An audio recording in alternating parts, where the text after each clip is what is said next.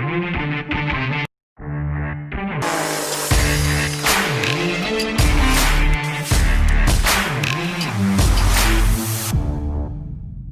everyone and welcome to the Sponsorship Podcast with me, Jess Shanahan, and I'm here with Toby Trice. How are you doing today, Toby? Jess, I'm awesome. I've just recently been back in a race car. I didn't think it'd happen this year, but I was out with a G40 guy in our team last Friday, so it was just over a week ago now, at Brands Hatch GP, and it was utterly incredible.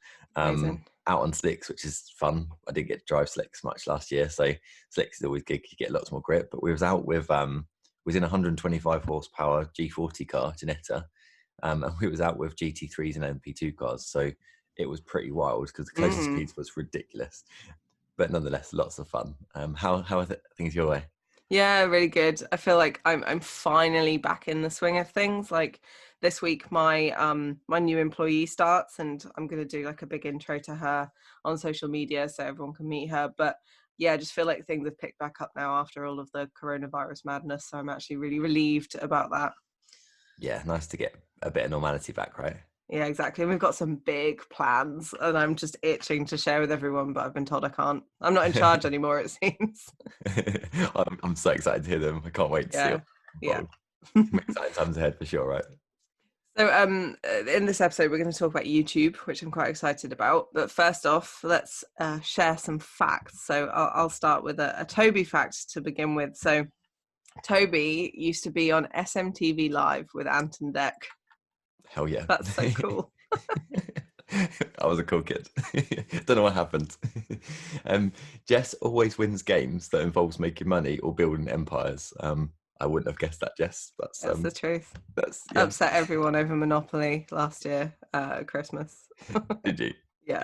Did you play Monopoly and have them typical family feuds over Monopoly? Yeah, and it was against my stepdad, who also owns his own business, and it was just us in the running. Like it's amazing how, like business skills actually do translate to games like that. Massively, yeah. Yeah. They're so good. But I wouldn't have expected anything different from you, Jess. No, I know. And I always say to people, I'm not competitive, which is why I've never raced a car. I'm not competitive, but I think I'm so competitive that the thought of losing upsets me so much that I don't try. So maybe I should be a racing driver. Who knows? Maybe. It sounds like you got it in you. Okay, so let's talk about YouTube. Obviously, you're having good successes with your new YouTube channel. Can you kind of give everyone a bit of an insight from racing driver point of view, what your long-term plans are for YouTube and why you started the channel? Yeah, I mean, the main goal of starting the channel really was just to kind of tell my story. I've always been very much a stills person, taking pictures. But the story that I'm kind of embarked on as a racing driver, I felt that pictures just doesn't do enough justice because there's so much goes on in the racing world. And when I did some early research on YouTube, there's very few drivers that have kind of recorded their story from when they're nobody, which is where I'm at the moment, to potentially Le Mans later on down the line, and that's the ultimate goal for me. So yeah, I just started the YouTube channel just purely as just a place that I can kind of document my journey as a racing driver, all the things that I get up to, and make it kind of like a vloggy place where it shows a bit more of my personality. I have a little bit of fun on there as well. It's nothing too kind of like refined and professional, with some cool B-roll and just have fun with it really. It's been a nice journey. I mean, I'm not racing this year, so it was a bit of a struggle to kind of find content ideas at the moment. But the foundation's built for the channel, and I'm super excited to see where it goes. Yeah, and just picking up on something you said there, I think it's really interesting and really valuable for you to come up with all of these ideas when there's no racing on, because I know a lot of people really struggle with that. When there's a race weekend, it's easy to talk about, this is how I did and this is my sponsors, and we had so much fun doing this on the test day before the race weekend, and this is how we celebrate, all of that kind of usual stuff. But I think coming up with ideas for the off season is often really difficult, and that's where a lot of drivers fall down. Not just with YouTube, but any social media. They're like, well, we don't know what to post in the off season. So you're actually teaching yourself a really valuable skill now, so it will be easy once you're into race season. Yeah, definitely. And I mean, my off season now is like a year long, or maybe more than that. Yeah. So I've really got to be creative, and I've got a plan. I've got like kind of a planned episode list. I've been a bit lazy the last couple of weeks because I've just been really busy with sponsorship stuff, but yeah, it's going okay. I'm really happy with it. I've got a very small following, 111, I think it was. last week, and yeah, we're growing. It's good. Awesome. So I want everyone who's listening to think about YouTube, whether you're already on there or if you're thinking about it. Think big, think long term about the benefits that it could bring to not just you, but your sponsors. So I think it's really, just as Toby's just said, it's really important to think about how you're showing yourself to your fans, but also potential sponsors, because video is such a great way to build an audience, because people can just feel like they're your friend and they're seeing a little bit into your life, which is why YouTube and all these influencers are so popular. And that's something I've really found quite noticeable, Jess. I think I mentioned it in an episode a couple episodes ago about how I'm meeting people now, both sponsors and fans and people in the community, and there's never really need for much introduction because they're like, oh, I know you, like I watch your channel and I see what you're up to, and they kind of know me, which is, it's weird in one way, but also great because there's kind of that bond straight away.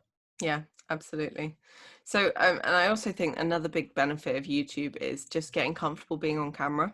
I think that, we even did a whole episode on how to be more comfortable on camera, episode 11. But I think just using YouTube as like just a practice space is really good in terms of like how you come across on camera when you're just talking to camera. What kind of B-roll that you're creating to add interest to camera stuff, how you're editing if you're the one doing the editing. It creates like just a perfect test bed of like working it all out. And I think everyone's worried about getting it perfect and getting it right first time, and you actually don't need to. And if you look back at really famous YouTubers, look back at their first videos, they're rubbish compared to what they've learned and how they've developed over the years. So don't be afraid to kind of just run with it and see what happens, and ask your audience for feedback and kind of go from there, because I think that is the way that you can really, really learn and find your own style as a driver who's on YouTube. So have you found that at all, Toby? Have you found that you, even over a handful of episodes of your vlog, have you learned a lot about doing YouTube and editing and all that kind of stuff? Oh, massive learning curve. I mean, I looked back the other day just on my very first episode, and I'm actually quite kind of static and just a bit, a bit stale on camera. It's like it's not really particularly interesting. And then you look towards my later episodes, and it's very much me. I'm just, just chilled out, just chatting in front of the camera and smiley, and just being myself. And that's what I think I'm 9 episodes in. So that's no time at all. I've still kept the original episodes on there because they're good content for the build up of this story. But it's been mad. I mean, just kind of going back to TV interviews versus vlogging as a difference. So when you're having interviews with people, obviously you're prompted for questions. It's very much easy just to kind of follow the flow of the interview, and the camera is kind of just there and on you. But when you're vlogging, something I did actually notice that was quite strange at first, that now I'm just like, okay, I'm not even bothered, is the fact that you're just holding the camera in front of you, walking around talking just as if there's viewers there. And it's actually really hard initially to imagine people there, but I like to try and make it feel that I'm chatting to you as the viewers. Yeah. And the amount of strange looks that you get because in a race paddock, it's quite normal for cameras to be there and you talking to camera and stuff. It's quite normal. But when you're walking down the high street of your local town and people are just staring at you because you're walking down the town with like this, this quite heavy setup in front of you, you get some really unusual looks. And at first I was so conscious of it that I didn't like record much. Whereas now I'm just like, yeah, I just walk down the street and just carry my camera, and it's quite fun. But I still struggle with that. Like if I'm trying to do like an Instagram story or something when I'm walking somewhere, I'm like, well, is there anyone around, kind of thing. just get conscious. But you do get used to it, and you get used to it really quickly. And it's very hard to kind of not be self-conscious in many situations. But I think the more you do something like talking to camera, like walking around looking like an idiot in front of a town full of people, you do get used to it, and it actually does make for great video content, so it's worth doing. Absolutely. And I just threw myself straight into the deep end. I was thinking, right, if I'm going to, because at first I was so conscious of it. And I was thinking, well, if I'm going to make this YouTube a success and I need to grow, I just better get used to it quickly. And I just forced myself to do it. Some of the content I actually recorded during those times, I just didn't use because it felt really awkward, because I felt awkward. But I'm really comfortable now. I can just get my camera out and just chat wherever I am and not really bother what people think. And I think that actually comes down to perhaps why people do have a block with regards to like creating YouTube videos and video content, because they're worried about how they're going to be judged. But believe me, like that's the last thing you want to be worried about. You just get on with your content, do what you enjoy and love, and then yeah, you'll be really surprised what you come out with. Yeah, and I think, you know, if you're someone who's thinking there is no way I'm going to walk around my town and film myself, that's fine. You can sit in your house and do it. I think as long as you're filming stuff outside, out and about, that kind of tell the story of what you're doing, all of your to camera stuff can be from the comfort of your own home if you want it to be. And I think it's really easy to get just a nice, like attractive setup for a backdrop just in your own home. You just Yeah. need lots of natural light, or maybe get yourself some lighting, and you're good to go. Yeah, really simple. Don't need all Mm, the yeah, and you can just do it on your iPhone as well. I mean, some people may have seen with my vlog setup, I've got kind of a Canon, I think it's a GX7 Mark III, I think it is, with a like quite a big microphone. So the audio is really great, but you can just do it off your phone. yeah. You can I buy a do cheap, all the Racing Mentor videos off my phone.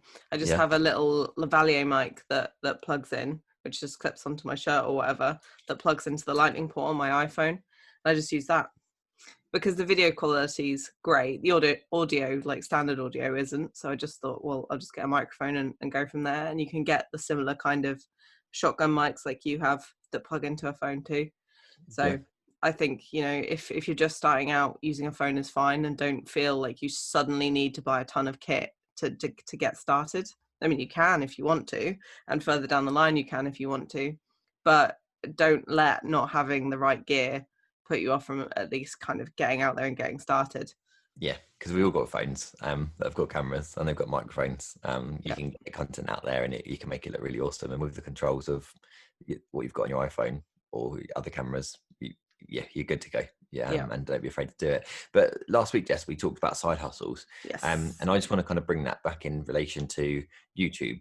The fact that could this become your future side hustle? Can YouTube become your future side hustle? What are your thoughts on that, Jess?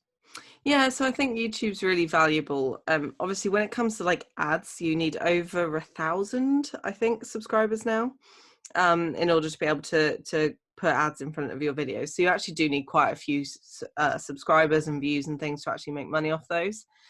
But you know, even on my old like just car channel, Turn 8, I had people paying me to do like little promos and unboxings and stuff like that when I only had like 500 or 600 subscribers. So you don't necessarily need like massive subscriber amounts to make a little bit of money. But if you can find something unique that people really want to watch and that they really enjoy, and you do build that subscriber base, then you are opening yourself up to kind of a wealth of, you know, extra income opportunities, be it literally people just paying to be in your video. There's obviously the ads that come as part of YouTube. If you're really good at like the filming, the editing, people could even pay you to do that, whether that's to put it on your YouTube or to use elsewhere. But then there's also the sponsor benefits as well. So it can kind of like filter in really nicely into what you're doing as a racing driver. And I think it's really important to think of YouTube beyond just, oh, I need to tell people about my racing career. Like it's not as simple as that. It can actually be quite complex, and that makes it so beneficial. Yeah. And I mean, my future goal with my YouTube channel is to have it as part of my side hustle to kind of complement my racing program itself. Mm, It's a huge slog to have at least 1,000 subscribers, and I think you've got to have 4,000 minutes to actually monetize your YouTube account. But the heart of what I'm doing it is purely because I want to tell my story. yeah, And I think you've got to make sure you have that kind of like love for it to drive you rather than the money to drive you. Um, absolutely. but the money will come later, and I think if you're dedicated to it and you really enjoy what you're doing on there, then why wouldn't you make a success of it? And it can completely become a really good side hustle, as we've seen with many successful YouTubers that have literally made a living out of it from just video and stuff in the bedroom. You know, Yeah, we've seen all sorts of weird and wonderful ideas that have come from YouTube that they're making. You know, what some are making 5-6 figures a month now. That you know, yeah, it's crazy, isn't it? it's insane. Yeah, so the potential is there, but for me personally, it's not my priority to make money. I do it because I really want to tell my story and I want to put my kind of journey on there. If the money comes later, amazing. That would be the perfect, the perfect goal for me to achieve. But yeah, you've got to kind of, because it's such a long process in the long term. before you kind of restart expanding on there and getting your subscribers quite high. You need to obviously make sure you're there for the love of doing it. But it completely can become your side hustle in many ways, as Jess just described. Yeah, and I think one thing to mention, and this goes for a lot of social media and a lot of areas where you're just trying to build your brand, is content is king. So if you're creating consistently good content on a regular basis, the subscribers will come.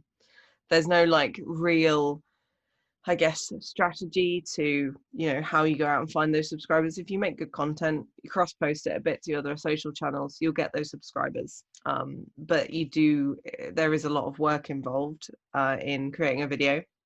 There are ways that you can kind of streamline that, make it easier for yourself. But it does often take a long time to create a video, depending on the kind of content you're doing. So you really need to be dedicated to get that consistency, because again, like with any social media, consistency is really, really important. Yeah, and just while we're on that note of kind of consistency and the creation side of YouTube, if anyone's listening that kind of wants just a kind of quick 101 of how to get a channel started and how to actually make it work, then pop along to the Racing Mentor community group, and we'll be happy to answer your questions on there. Jess is very experienced with YouTube. I'm learning, and I've learned a lot very quickly, so we'll be more than happy to answer questions if you've got any. Absolutely. And we have a really, really kind of, I guess, experienced YouTuber in the group, Adam Johnson, who used to run the Team Bomber Sports YouTube channel. And he used to make stop motion videos of cars, of race cars. And they were just incredible, got picked up on like Fox News and stuff like that. Wow. And he now runs another YouTube channel that's just growing so rapidly. And he actually wrote a guest post for the Racing Mentor blog, and I'll put this in the show notes on blog.racingmentor.com, or you can just search on there, about how to use YouTube and how to get more comfortable on camera, but also how to kind of, pick ideas and get consistent and all of that kind of stuff as well. So head on over to the show notes for this episode 13, and you'll be able to find all the links to that, as well as the link to the sponsorship community if you're not already in there. Super valuable, very, very valuable. And he's managed to do something really incredible, because he's growing multiple channels, and he's kind of got the art of how to stand out in a nutshell done. Like, he's got it. Yeah. So have you got any tips around that, Jess? How to stand out is really important in such a saturated world on YouTube, because it's such a good tool that if you make it on there, it can be so fruitful in so many ways for racing, sponsorship, and for monetization. But how do you stand out? So I think everyone who's listening to this will know that most racing drivers' YouTube channels consist of just uploaded race day footage or test day footage, like straight from the in-car camera. And that's not going to make you stand out. So look at what other people are doing and work out what you can do that tells the story in another way. Like, fair enough, okay, you want to share the story of your race weekend, and the easiest way to do that is with your race day footage. But I think there's value in recording just bits and pieces during the weekend and cutting it with race day footage. At least then there's something a bit more interesting. And I think you've really got to think about the human element. Like, yes, people will come to your channel for race cars, but actually what makes them stay and then keep coming back and subscribe will be your personality. So you need a little bit, even if it's, at home reflecting on the race weekend, or even a voiceover in maybe your first videos. I think it's really important that people get a sense of your personality, because otherwise it's just, a race car going around a racetrack, and onboard footage is great, but there's only so much you can kind of tell from it. You can't tell what position you're in. It's not like, we're watching F1 or NASCAR or touring cars or anything like that. There's no, timings, there's often no leaderboard and all that kind of stuff. So really, really think about what you're posting on YouTube, and if you're telling a news story. But I really like, and Toby, you do this really well, I want to see like the bits in between the racing. I want to see like, how someone is preparing fitness wise, how someone is, getting their mind in gear ready for the race weekend, or what they're doing the morning of the race, or like how they're helping prep the car, or, if you don't prep the car, then, interview a mechanic and just find out the ins and outs. I want to know that stuff. because I can go to a race and I can watch racing. I don't need to go to YouTube to see that, especially when it's kind of club level. I want to see like the ins and outs and the insight that you wouldn't normally see if you were just wandering around the paddock. Yeah, because it's that's the cool stuff. That's the bit that tells the story of that race result, doesn't it? Mm, Um, and just being different like that, it just creates drama. And I think also something that I've aimed to do is I'm not going to hide anything that's gone bad. mm, I'm learning as a racing driver, and I actually want to show the ups and downs. Motorsport's such a roller coaster of emotions on a race weekend through a season. You have extremely awesome moments, and you have moments that are really hard to suck up. And I want to share that, so that hopefully will make me different. yeah, But let's rewind a little bit back to kind of branding and what makes you different as a racing driver, focusing around your niche, your brand, your image, and everything like that. There are also absolutely. things that you can be talking about, what makes you different to the next driver. Like with me and my facility, I've got a few episodes on there now where I've actually spoke a little bit about my fertility treatment, what we're planning to do for our fertility situation, and that's part of my motorsport journey. That's why I got into motorsport. So yeah, just put your life out there and be different, and you'll be amazed at what sort of content you can create them. Yeah, and I think if you're drawing from a niche that isn't motorsport related, you're gonna draw subscribers and fans from that niche as well. So there's a racing driver who he Doug Idle, he on his Instagram always just posts beer reviews, and I love that. I'm all for a beer review. I'm interested in beer, and I'm sure there are people who are interested in beer who aren't interested in racing, and vice versa. So he on his Instagram, he's kind of covering both bases there, and I look forward to those posts of like, oh, that's an interesting beer. I might try that out. And I feel like YouTube. Here's a tip for you, Doug, if you're if you're listening. I think a YouTube channel that does, let's say beer reviews, and has racing stuff and works out a way to cross those over while obviously being careful of the whole drink driving thing would be really interesting. And I think you'd get beer people interested as well as racing people. And often I think those fan bases might cross over as well, which makes it even more valuable.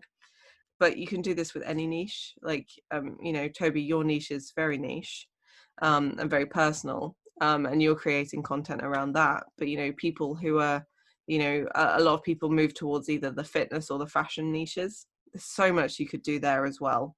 Like, I really love the idea of a racing driver who's really into fashion doing, I'm spending all my money on racing, so this is how I look stylish on a budget kind of thing.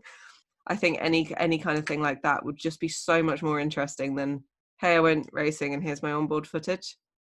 Yeah, and also just it's thinking outside the box, Jess, isn't it? It comes back Mm, to a previous episode. All this leads up to this point is, put pen to paper, think outside the box, and you'll be really surprised of what content people want to watch. I think you get too sort of tunnel visioned with creating a YouTube channel as a racing driver. Is you think, right, I've just got to do cars, hmm onboards, but like we said, you also need to tell your story, and you are as a person have got so much more to your life outside of racing that incorporates racing that is so good to talk about and share content with. Yeah, yeah, absolutely. And I think this whole kind of, I think racing drivers look at other racing drivers and what they're doing on YouTube and think, well, how can I do that?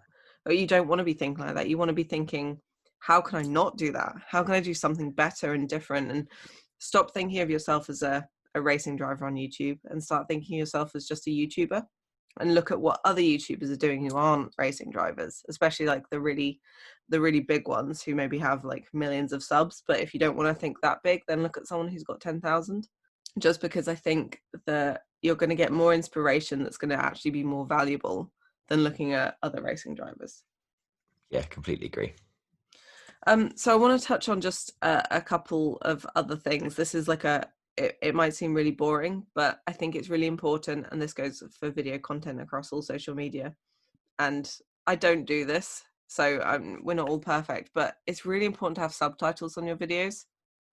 And I know that that can feel like a bit of a slog, but actually YouTube makes it super easy.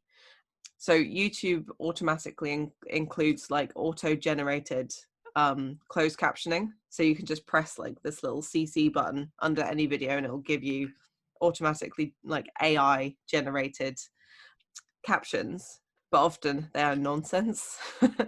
So you can actually go in and edit those. So you don't have to worry about fully transcribing a video if you don't want to. You can just edit YouTube's attempt.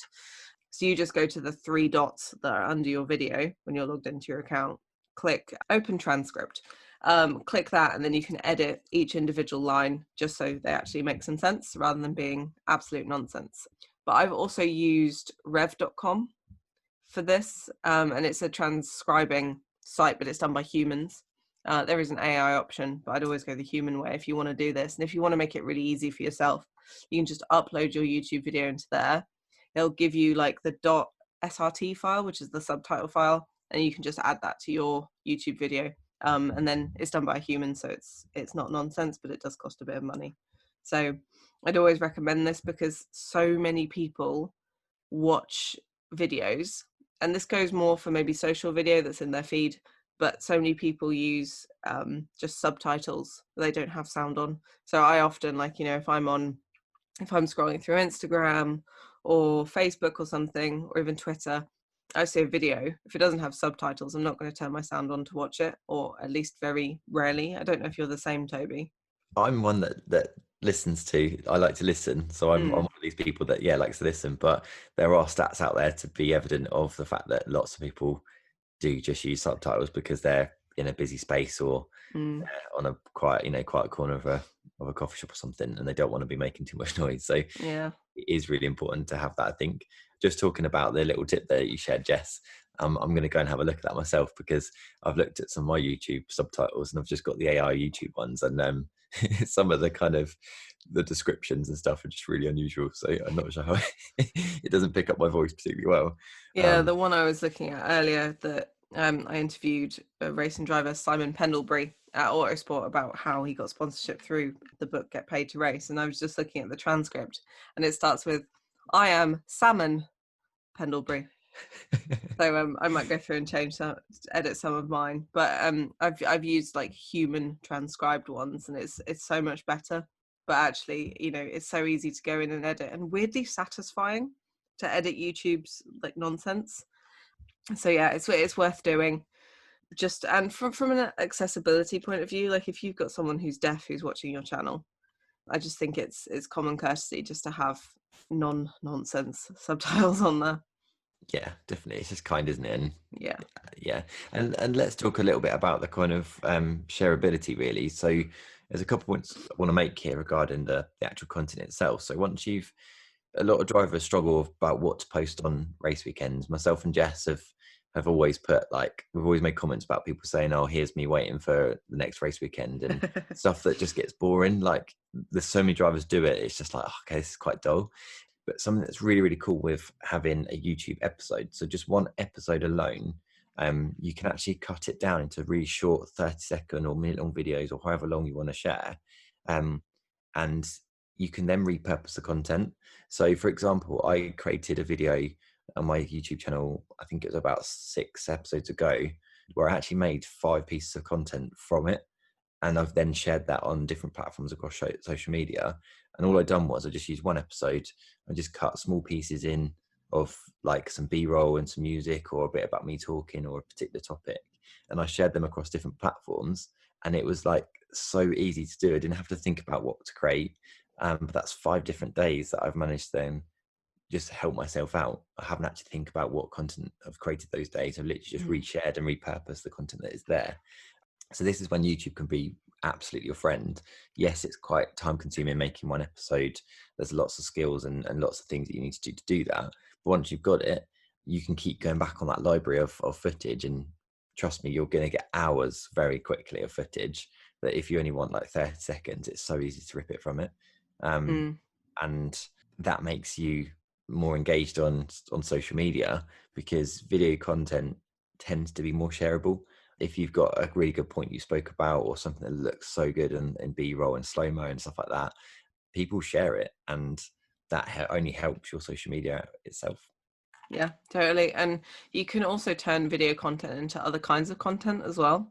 So you could, if you make a really, really good point that you think is worth exploring, you could maybe turn that into a short blog post or a newsletter, or even just one social post. You could just say, hey, I talked about this thing in my video. What do you think? Or like, here are the tips written out. But you can also do things like, you can, if you have a video and it's maybe instructional or it's entertaining or it tells a story, you can get that transcribed. So not subtitles, but properly transcribed. And you can use, there are so many like AI transcription tools that are just easy enough to edit. They're less nonsense than YouTube's auto transcription. So I use otter.ai, and you can just kind of edit that and turn it into a blog post really quickly and really easily, or again, newsletter, social content, or whatever. And it's just so easy to then turn video content into so many other formats. So not only do you get those 5 pieces of content, those 5 video clips like you were talking about, Toby, but then you get, a blog post and 10, written social posts. And then suddenly that one piece of content is going to serve you well on social media for weeks to come. Yeah. It just shows how important it is, really, and how Yeah. much YouTube can be your friend. Like, so beneficial. I'm so glad it's started mine, and yeah, awesome Yeah. stuff, right? Yeah, absolutely. So should we go on to talking about our driver of the week? Yeah, this is a YouTube legend herself. So are you happy for me to announce this one, Jess? Go ahead. So this week's driver of the week goes to Charlie Martin. For anyone that hasn't seen Charlie Martin, her social handle is just Go Charlie Martin, or her YouTube channel is just Go Charlie M, I believe. But Charlie's an absolute legend at YouTube. She's got quite a large subscriber list now. I think she's well into the 6 figures. She's doing some amazing stuff, but she's told her entire journey to this point. It just rewinds back to my point earlier about how telling your story is really, really important. Charlie does tell her story in such an amazing way, and she's so creative on her YouTube channel that it's just really engaging. And she's so bright that she's done so many different weird and wonderful things. She's traveled a lot, and again, her YouTube channel is not just about racing. So she talks about all the different niches that she's part of and things that she's interested in. And just lately, she's used it as a platform for her to talk about her esports journey. And she really involves her partnerships on there as well. So the return she gives to her sponsors outside of motorsport is absolutely huge and invaluable. So she's done amazing things, Jess. I know you've watched her as well. Yeah, I've been a fan of Charlie for a long time, and I've known her quite a while, and her YouTube is just so engaging. And like if you're looking for inspiration from a driver, Charlie's a really good one, just to see how she weaves like her different interests and her, like you say, her story into everything. So yeah, she's Go Charlie on YouTube, and she's Go Charlie M on Instagram, Twitch, and Twitter. So go follow her and take a look at her YouTube channel, because I think the way that she uses thumbnails is really good. So I like a really like clear thumbnail on a YouTube video, so you know exactly what it's about. And Charlie does this really well as well. Yeah, spot on. But congratulations, Charlie. A well-deserved winner on this one, and so relevant to the YouTube game. Yeah, absolutely. So definitely go watch Charlie's videos. Next week, we are going to be giving you guys some sales tips. So if you have any questions on like the sales process and the selling process, go and post in the Racing Mentor Sponsorship community on Facebook, and we'll make sure we answer your questions and kind of demystify, which often seems like a dark art to some people. Like, we talk a lot about pitching, but what about when you get into the pitch? How do you move that person closer to the sale? So we're going to be looking at that next week. So if you've enjoyed this episode and previous episodes, please subscribe and give us a review. It really helps us out. Yeah, awesome. Thanks for listening, guys. Thanks. Have fun, guys. Bye. Take care.